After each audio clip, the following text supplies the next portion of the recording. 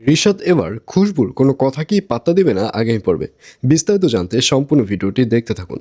আসসালামু আলাইকুম প্রিয় দর্শক, সবার কি অবস্থা? হাজির হয়ে গেলাম দীপ্ত টিভির নিবেদিত খুশবু নাটকের 143তম পর্বে কী সব ঘটতে চলছে তার অগ্রিম খবর নিয়ে।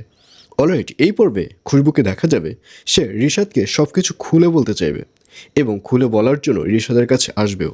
কিন্তু রিশাদকে দেখা যাবে সে খুশবুকে যে ভুলটি বুঝেছিল সেই ভুলের ঘোড়ার কাটবে না। রিশাদ বলবে, আমার সাথে আপনি যে কথা বলতে এসেছেন আমার কথা বলার সময় নেই এবং নেক্সট টাইম আমার সাথে কথা বলার আগে আমাকে জানিয়ে আসবেন। এই বলে ওখান থেকে চলে যাবে রিশাদ, যার কারণে খুশবু আর আসল ঘটনাগুলো রিশাদকে খুলে বলতে পারবে না।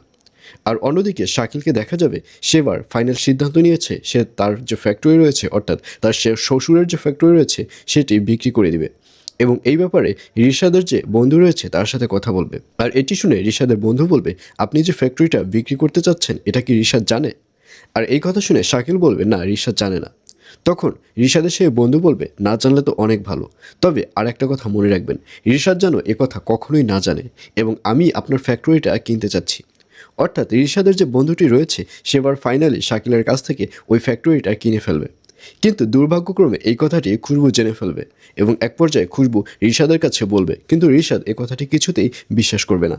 আর এছাড়াও থাকবে আরও আশ্চর্য সকল ঘটনা। সুতরাং সবাইকে খুশবু নাটকের 143তম পর্ব দেখার আমন্ত্রণ রইল।